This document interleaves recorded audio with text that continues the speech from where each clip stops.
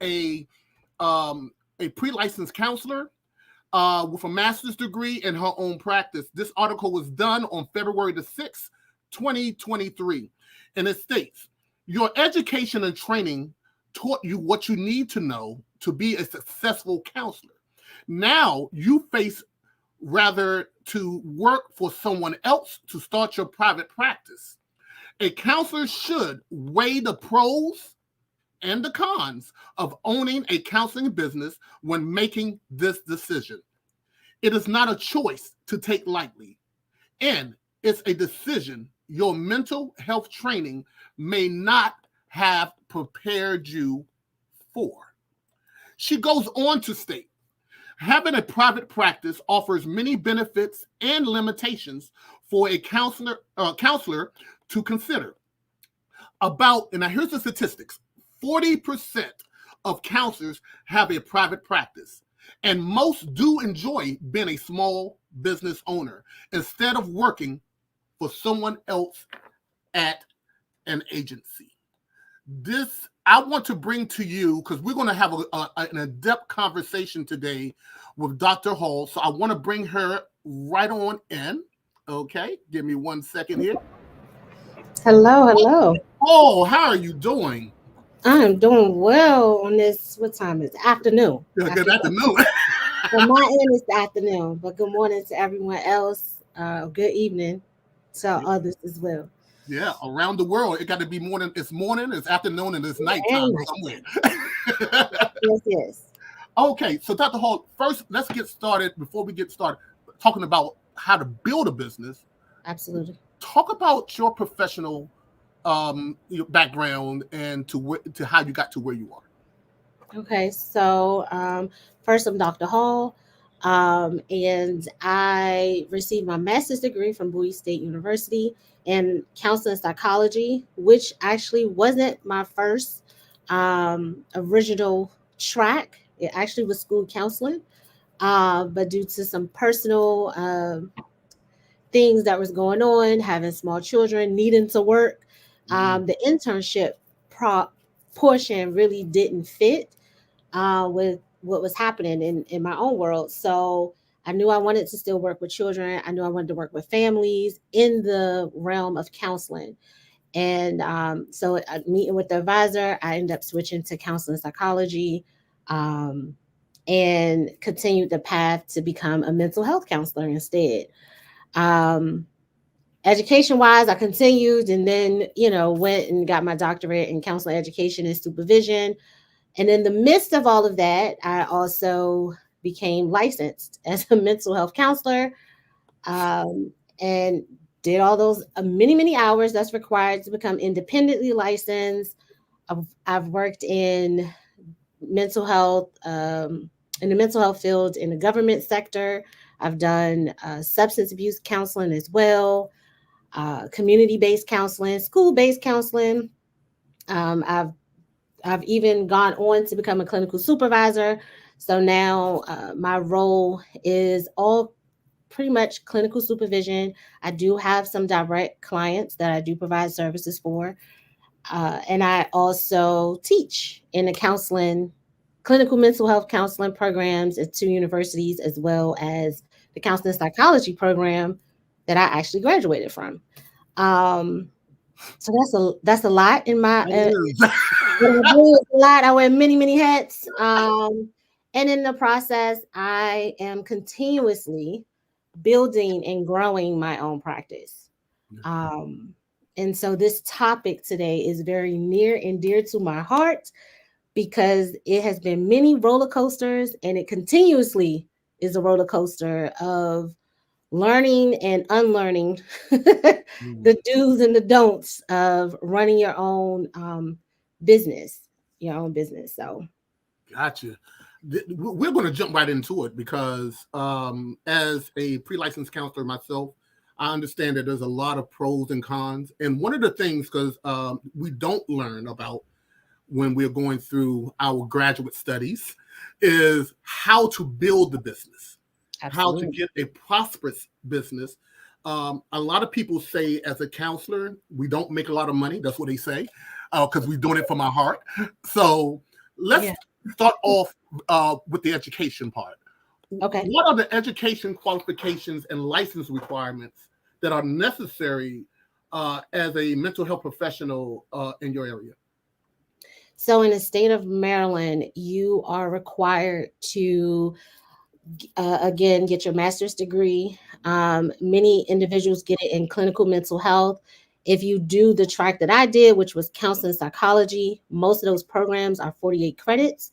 However, you need 60 credits in order to actually apply with the Maryland State Board to get your graduate level license. So that's the first part. Education wise, you have to have 60 credits in mental health counseling, counseling psychology, and then you can apply for your LG. Okay, thank you. Have you completed all the requirements? Basically, you have your own business. Yeah. How long did it take you to complete all the requirements and everything that you needed? So yet again, my personal life also contribute to my time frame, right? But it lets you know that it does, your pace is your pace. So typically most of the counseling programs, if you go through continuously throughout, spring, summer, fall, winter as well, you can complete it in 2 years. Me personally, I took 4. As I stated, I had my oldest child at the time, and he started school, and so I wanted to be present for him. So after my second year, I decided to reduce my time. So um, I ended up going part time at that point. So it took me 4 years to get my master's. Additionally, I had to sit for those additional um, classes because my program was only a 48-hour program. So I had to sit to get the 60. Okay. The what are the specific areas of mental health that you are interested in at your practice? Is there a specific target market of people that you really focus on? Yes. So currently, myself and I have a clinician that also works with me. We specialize in trauma. And so so both of us are trauma trained in various models. For example, I'm trained in trauma systems therapy that's geared towards children that's within the foster care system. We're both also trained in trauma focused cognitive behavior health. And I am also in the midst of training to become a certified expressive arts trauma therapist. So a lot of my research when I present at conferences really focus on expressive arts and how to incorporate that in the work that I do with clients that have experienced trauma. Wow. It seems like the education is ongoing. Um, Absolutely.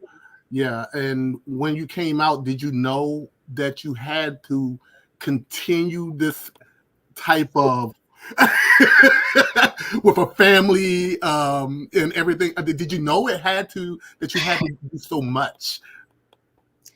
So when I actually came out of my master's program, I graduated in December and I actually started my doctoral program in January. Wow. So I never really took an educational break.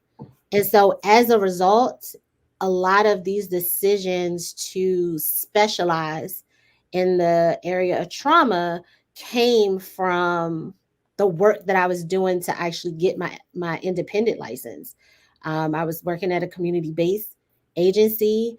I was exposed to a lot of Mm, wonderful supervisors that allowed me to take these other trainings to build my interest, to see where I really wanted to spend my time as a therapist. And so actually coming into this trauma world was, I was groomed. I was groomed by, excellent clinical supervisors that put me in the right rooms. And then in the midst of it, I was doing my doctoral work. And so even my dissertation is on how effective is trauma systems therapy from the clinician's perspective. which is one of the trauma-based models that I am trained in. I currently do supervision with within and things like that. So that's really how I got into the trauma world, if that makes sense. It does. It does. And I'm looking at all these letters behind your name. Okay. So this alphabet soup here. What do LCPC, LPC, NCC, CCTP, what did all of this mean? For those who don't know. All right. So the LCPC is licensed clinical professional counselor for the state of Maryland. Okay. That means I am licensed to provide clinical services, mental health services to those that's in the state of Maryland. I'm also, the LPC is licensed professional counselor for the District of Columbia. So I'm also licensed to provide mental health therapy to those in the district. NCC is National Certified Counselor, which means that I have met all the qualifications to become nationally certified as a counselor. And then CCTP is Certified Clinical Trauma Professional. So again, my track, my specialty area is working with those that have experienced trauma. And so it only made sense to make sure I had some type of certification as it relates to trauma. Wow. This is amazing. Is this typical though, for have all of these letters normally behind a counselor name, or are you just that person who's just overzealous? You're gonna get as many alphabet letters behind your name. I do have some more that I'm working on. I have two specifically that I'm working on, but it depends on the room you in. To be honest with you, most of us, we definitely have that LCPC or the LPC for this tri-state area. So you might, someone that's also licensed in Virginia will also have it. And then the rest are all like specialties, specialty areas. And so it just really depends on the room you in. So I have some colleagues that are registered play therapists. I have some that are nationally certified, approved counselors, counselor supervisors. I'm sorry. And so they'll have an ACS. You have some that's certified in telehealth therapy. That's a whole certification as well. So you'll see that behind their names. And so, it's typical. Honestly, my profession to see some alphabet soup. Fair enough. Fair enough. I'm working to get to that level, but I see that you at another plateau here, right? When it comes to some of your soup behind your name. You do. What would you say for someone who is coming out, before we go to a break, what would you say for someone who's coming out of the grad program and then their expectations as far as jumping out there, starting their business immediately?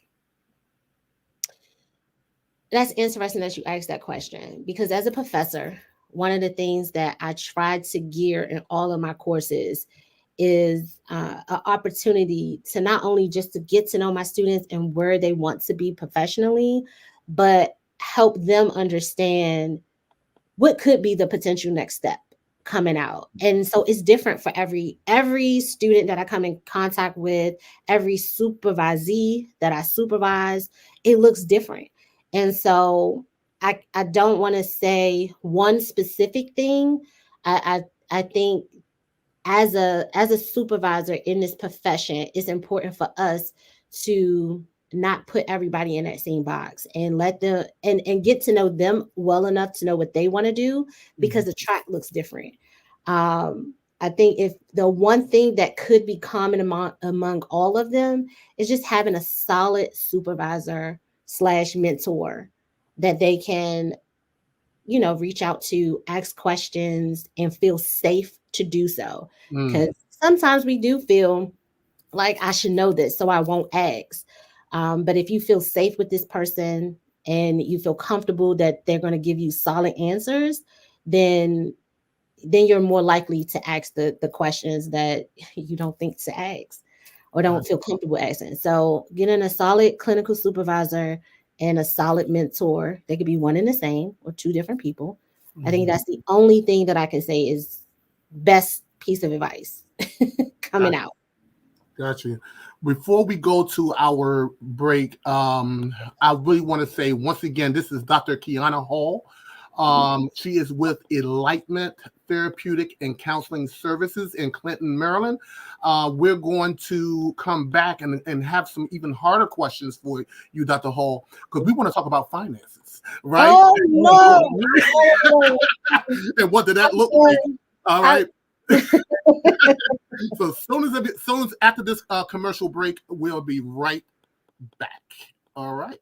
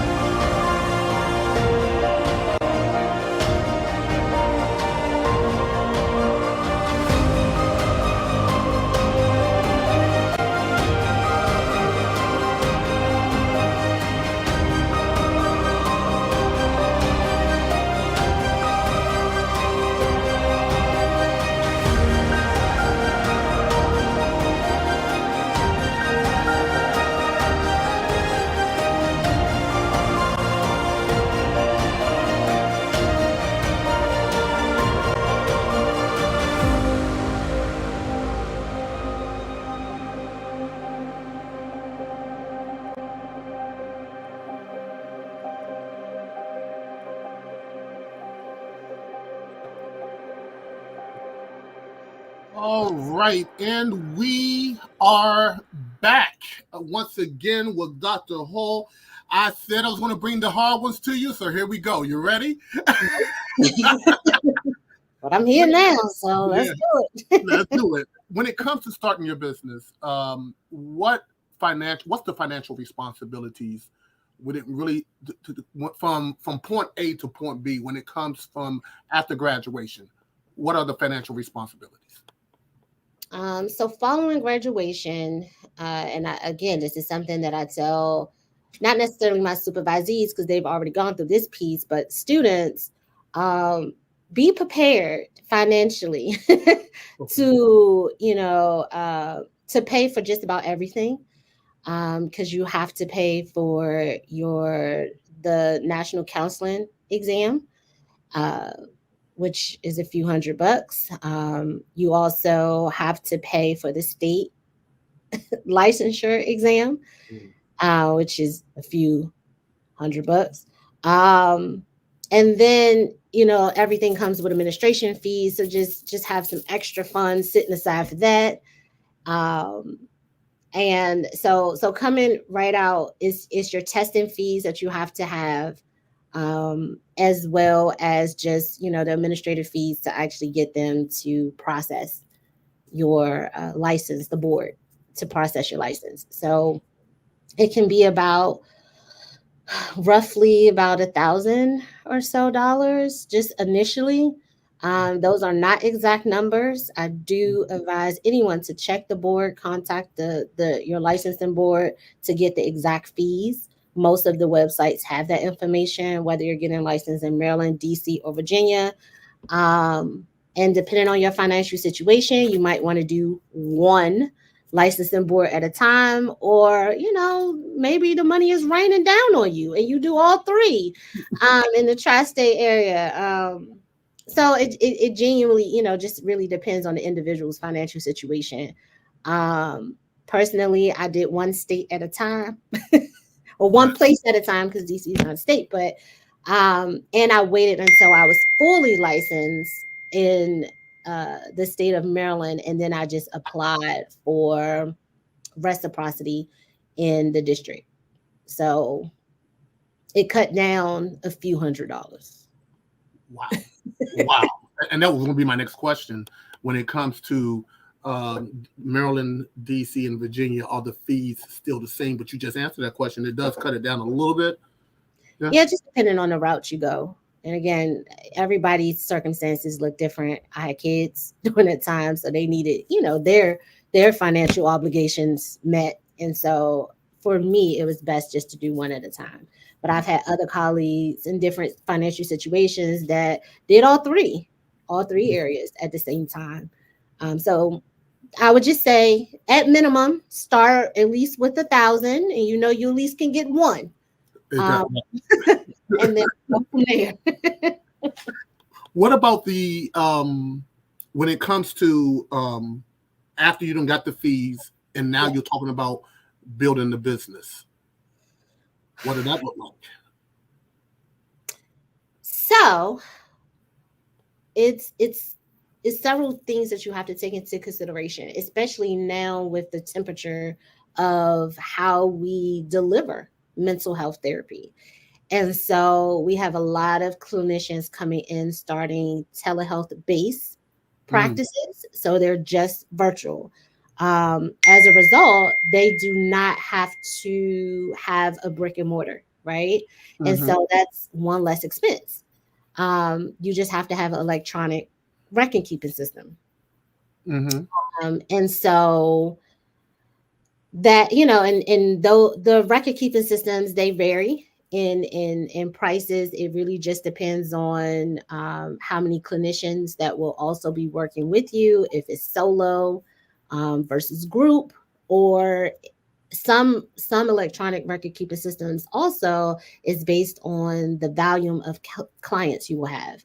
So you just have to make a decision. So when I first started, I didn't know that. Gotcha. I didn't know that. And so I had to live and learn. And so I did start with a platform that was client based.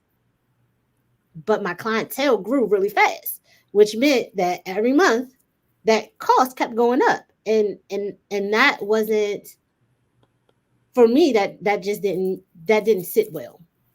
So I ended up having to do some research, and I ended up finding a different platform that I'm with today, that is clinician based. So it's based on how many clinicians or staff that's using the system, which again, that is not compete as much as clients, because my practice grew faster than I anticipated, honestly. Wow. Which brings me to my next question then. Your practice is growing. Yes. You got a family. Yes. You got all of these clients who was dependent on you at the same time. Yeah. What are the pros to that though? I mean the cons. What are the cons to all of that? Because it seems like you got everything that you went to school for, and it's moving in the right direction. So I think two cons come to mind. The first con is when we're in school to become mental health counselors, we're not trained to run a business, right? We're trained to provide mental health services. We're trained on theories. We're trained on interventions. We're trained on development of the human. We're trained on the brain. We're trained on all those amazing things. But then we decide, okay, I don't want to work for someone, or I don't mind working for someone, but I also want to have my own. And we're not trained on how and what does that look like. And so one of the cons is just not being business prepared. So that's, and because that looks totally different than being a clinician, right? And so one of the things you have to seek out is additional expertise and support in that business world. I was fortunate enough to have others that had already had their own business, and so I can ask questions. So that mentor piece came into hand a whole lot. But then I also took business courses. I had to take business courses because it was things that even if I hired someone to do the work, I still want to have some basic knowledge on how to do it. I went as far as taking a tax preparation course so I can understand business taxes. Even though I don't do my own business taxes, absolutely not. I have a tax person help me with that because I'm not doing that part. But I wanted to understand certain terminology, right? When I'm meeting with my business taxes, and to know the right questions to ask. I also have an attorney because, again, when you're dealing with contracts, when you're hiring contractors, you want to make sure you got the right language.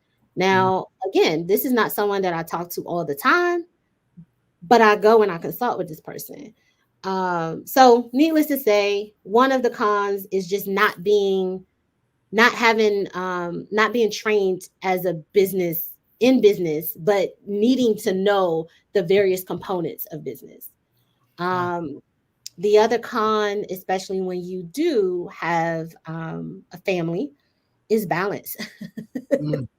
Being able to balance, because when you have your own business, you work 24/7, 365 days, 366 on a leap year. Wow. Because even if you're not physically working, your brain is working, because we got to continuously think about sustainability. Gotcha. Right? Because you want to keep your doors open for your clients. But even in my case, I have employees. I have employees that work under me. So I don't need to make sure I just eat and my family is good, but I got to also make sure they're good. So my brain is always on sustainability. So even if I'm not actually sitting in the office seeing clients, I'm always thinking and brainstorming about what can happen next to sustain the business and grow. Got you. There are so many, and I think I alluded to it earlier. There are so many different ways that you can actually make money in counseling, where people would say that it's not lucrative, but it can be, right? What are some of the ways, before we go to this break, tell us about the different ways that a counselor with your background, your license and everything, can make money in this field? So it is so many different ways to diversify your income in this profession. So of course you got your direct service, right? So providing a one-to-one individual therapy. You can offer groups. You can also offer training. You can also do consulting work with other businesses. We can do assessments for like do biopsychosocial assessments for example, social services, social workers that might need it for court. We can offer what other things can it's so many different things. I'm thinking off I'm trying to remember all of the things that I know. Clinical supervision, that can be a lane for you as well, where you just do clinical supervision and you charge for it. Typically when I do clinical supervision, if you work for me, you get free supervision. Right. But if you do not work for me, then I do have a rate for that. So yeah, you can be a speaker at different events and actually get paid for those. So being a keynote speaker for like conferences and things like that, those are things that you can do, and agencies or organizations do pay for that.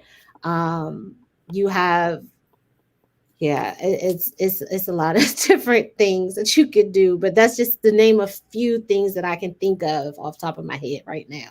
Teach. You teach. Yeah, definitely teach. And research.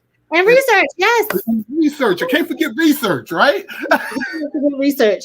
I'm sorry. Yes, you can get grants. Yeah, you can work on grant proposals for individuals. You can do evaluations. It's so many. It's a wide range of things that you can do in this profession. Wow. Yeah. This is wonderful. This is very, very informative. We are going to go to a sponsor break real fast, and then we're going to come back and we're going to continue the conversation. We're going to start looking into some of the legal and ethical considerations, okay, when we come back. All right. We'll be right back.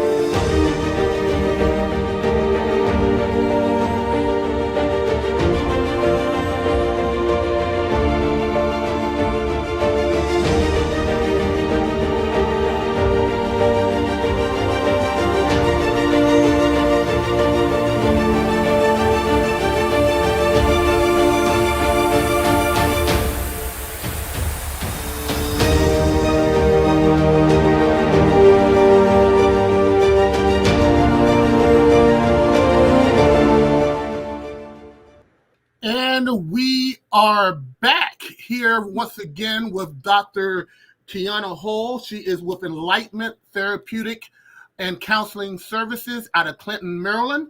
And as we discussed earlier, we're going to run right into the legal and ethical considerations when it's coming to build your business.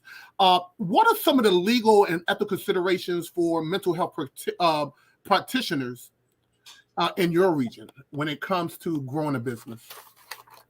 So a lot of the legal and ethical areas that we definitely have to be sure that we take into consideration is, one, are we licensed to do the work?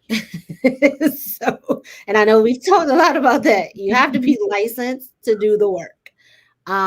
If you are, billing insurance companies and things like that, you also need to be paneled with those insurance companies to bill for the work, right?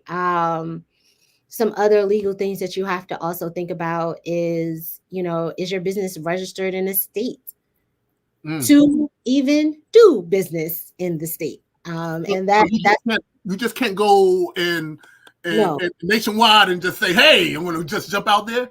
no, don't do that.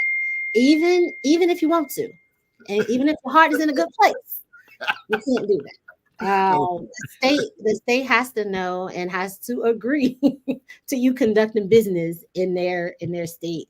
You also have to from a federal side, you have to make sure you have a tax ID number, to even be recognized as a business in the state. So those are some of the things that definitely have to, from a legal standpoint, that you have to make sure are in order, and not necessarily in the order that I stated them. And then from an ethical standpoint, you want to make sure that you're doing work within the scope of your expertise. So, for example, I do not. I'm not. I do not do or work with clients that let me see, what population is the population I really do not work with. So I don't do what is it, infant and toddlers. So that's a whole specialty area that's beyond my scope of practice. And so ethically, when I get referrals for children that's 2 or 3, I have to let them know, like the parents know or caregivers know, I do not provide services for that age group. What you need is someone that specializes in infant and toddler mental health services, and that is a specialty area. I only know one person that does that work. But that's something from an ethical standpoint that stands out the most, and that I do see sometimes in the profession where clinicians are going beyond their scope.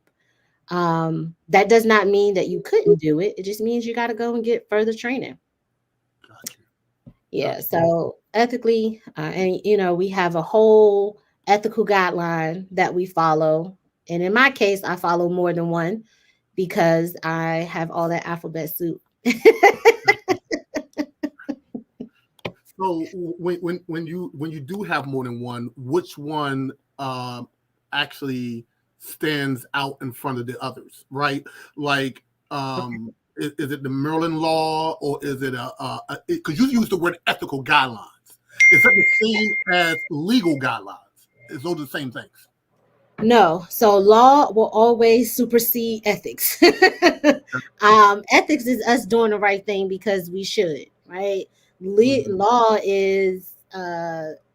can involve criminal charges. So the legal aspects is always going to supersede the ethics. And honestly, like the state ethical requirements, the national ethical requirements, and even the specialty area ethical requirements, a lot of them mirror each other. So it's not really one that would technically supersede the other because they pretty much are the same. Do the right thing at all times. I got you. Do no And when it comes to doing the right thing, confidentiality stands out. Absolutely. What, as a practitioner, what do you do to maintain or adhere to the ethical guidelines when it comes to confidentiality of a client? Well, for starters, my electronic record keeping system, that was something that was really important in doing the research for that, especially because most of my work is done virtually. And so at this point, so all my clients, they have their own client portal that allows them to log in and see their documents, be able to join a HIPAA compliant platform. We don't use names. Even though it is HIPAA compliant, we still don't use names and things like that unless they choose to. The client can choose if they want their name to be there or their initials or whatever like that. I have an admin person that works with me. We do not use names, and when it's things that I need her to do for specific clients, we use initials.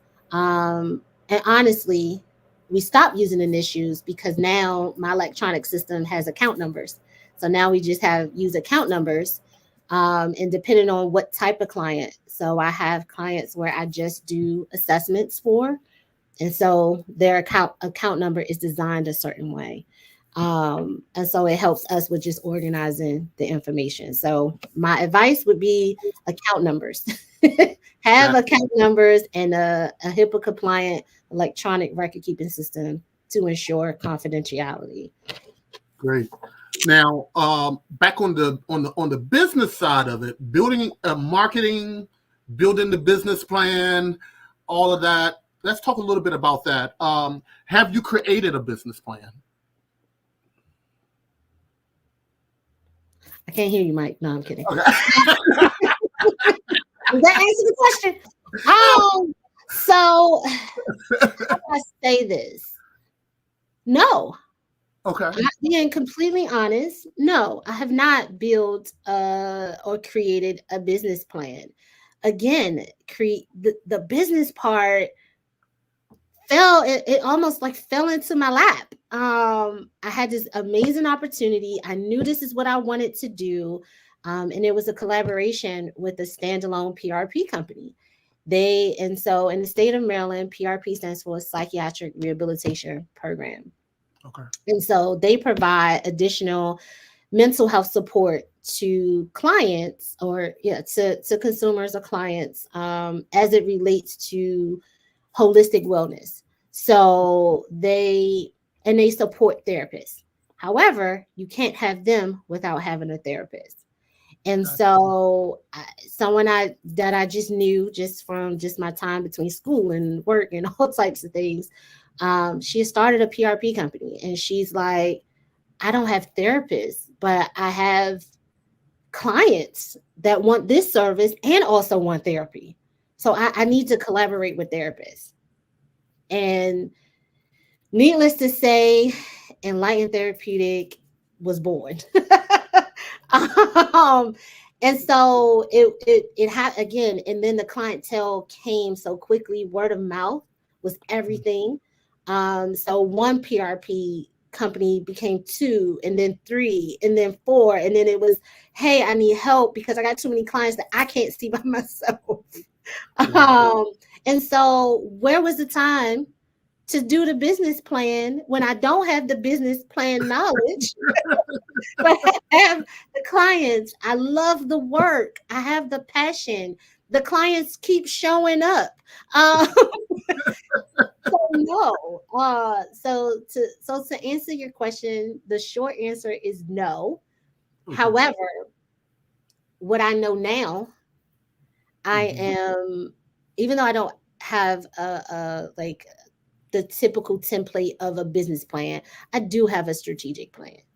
Gotcha. That I do have. But even that wasn't there in the beginning.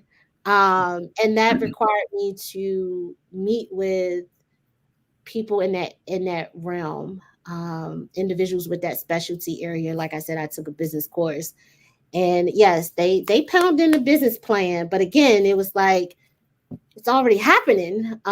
So what I found to fit where I am is the strategic plan for sustainability. Got you.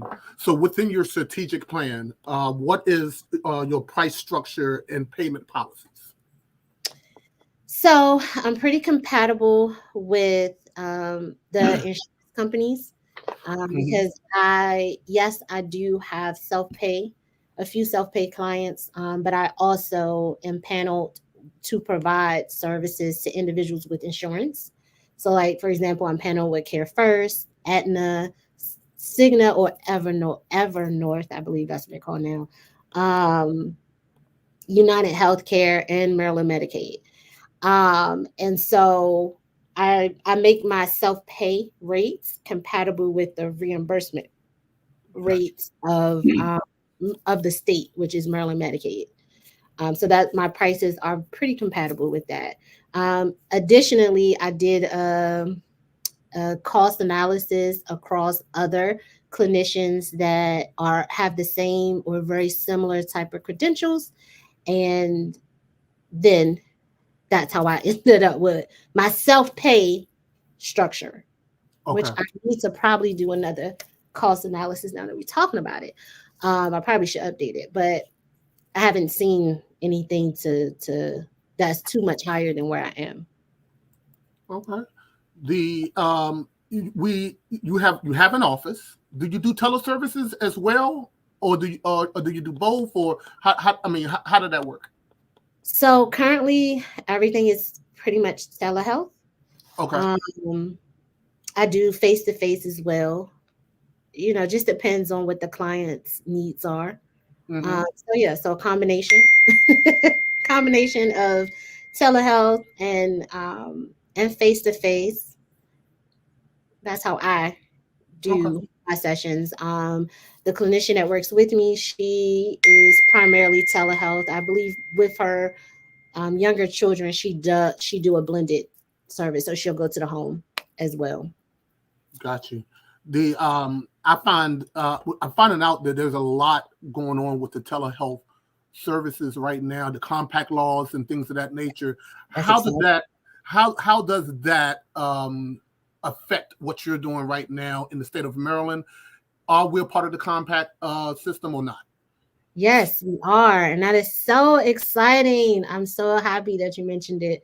Sure. Because I definitely, again, as a professor and a supervisor, I'm always making sure that anyone that comes into my classroom or my office that have one of the titles, student or supervisee, we're talking about that.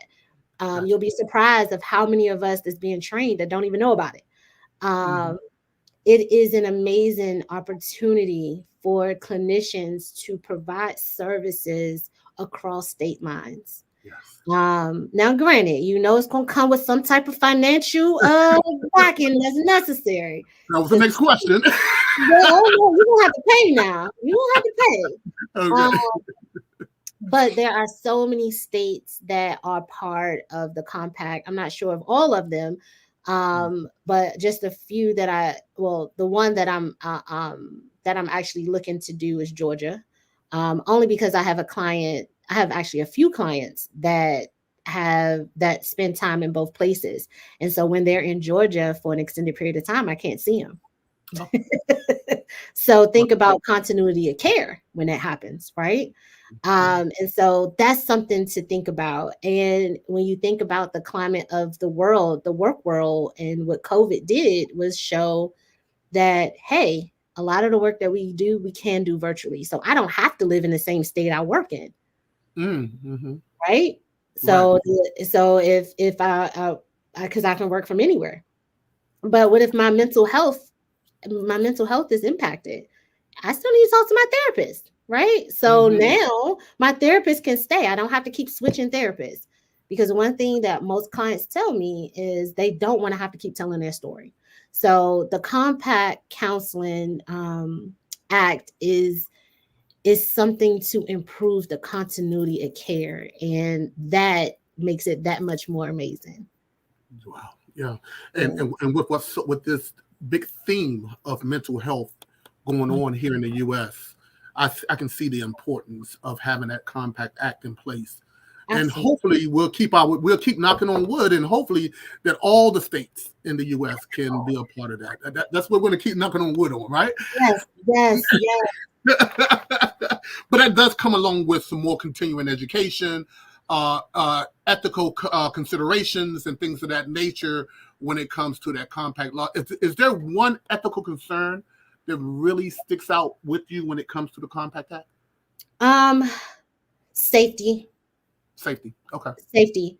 Because if you are dealing with a client or consumer that has high rates of suicide ideation or homicidal ideations across state lines, and you're not in that state to even, to be able to know what the legal stance or the ethical stance as it relates to how they respond to emergencies.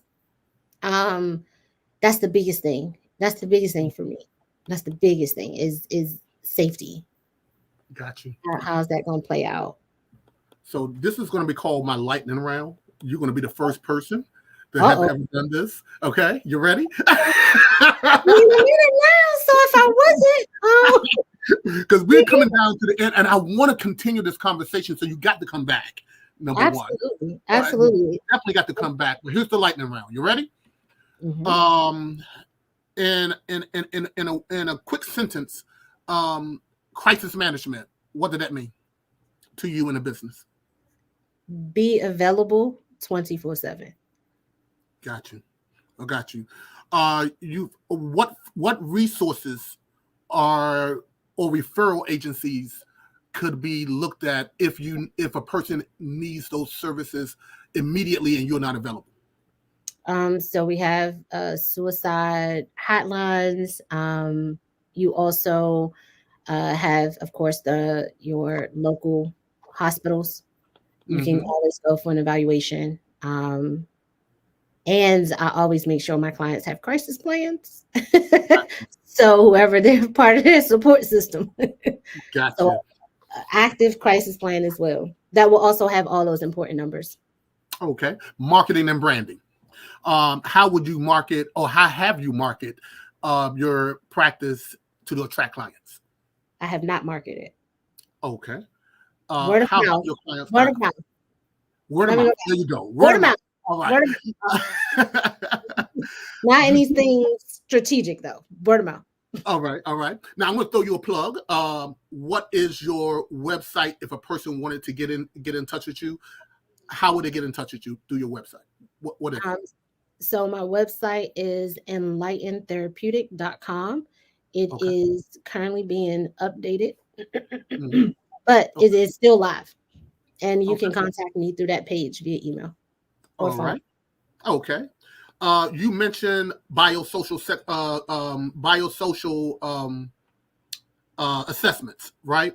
What other assessments do you use in order to quantify the client when it comes to having a disorder? So I use several assessment tools that's actually embedded within my electronic record keeping system. So for example, I use a trauma systems checklist. I have the mood questionnaire.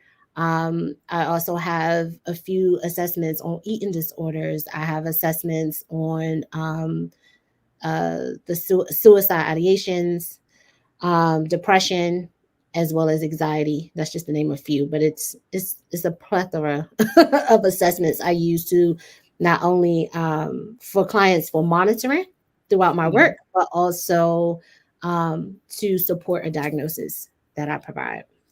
All right. And the last question before we end this interview for today and to have you come back, if you had to give a graduating student the most important advice to go into this field, what would that advice be? Self-care. Be intentional. Okay. Be intentional. As you can tell throughout this interview, and we just touched on topics. We haven't really, we didn't dig deep into being a business owner in this profession. So it's so many things that's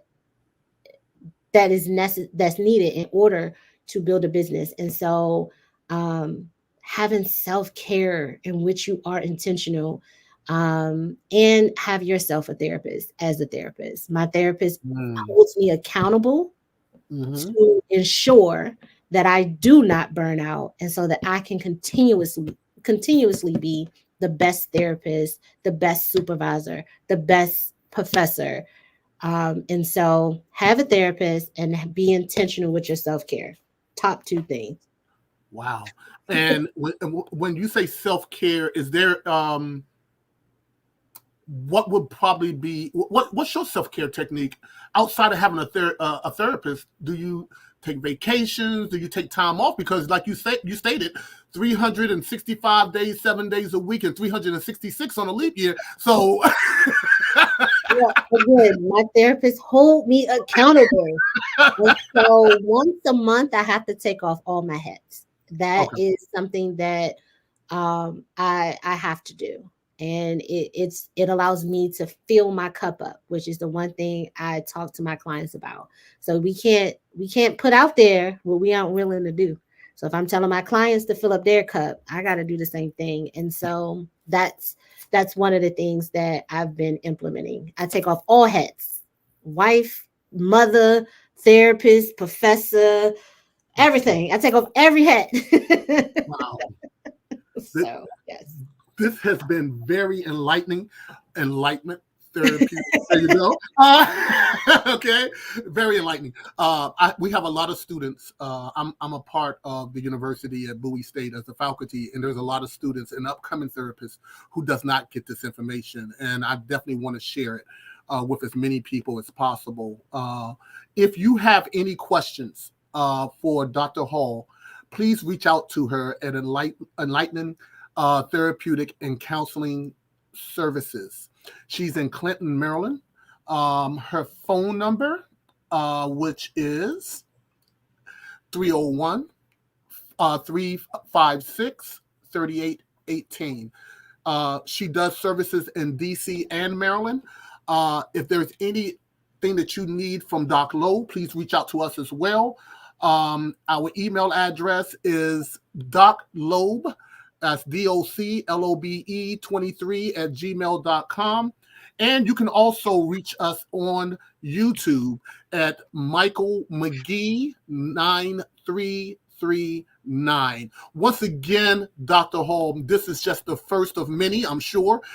We would love to have you back and do a deep dive into the business, because this was very, very enlightening. Once again, thank you again. Once again, everybody out there around the world, we want to let you know that we are here for you. And if you need anything from Doc Loeb, please feel free to contact us. Once again, Dr. Hall, thank you again for being here with us, and we really enjoy speaking with you today. Yes, thank you for having me.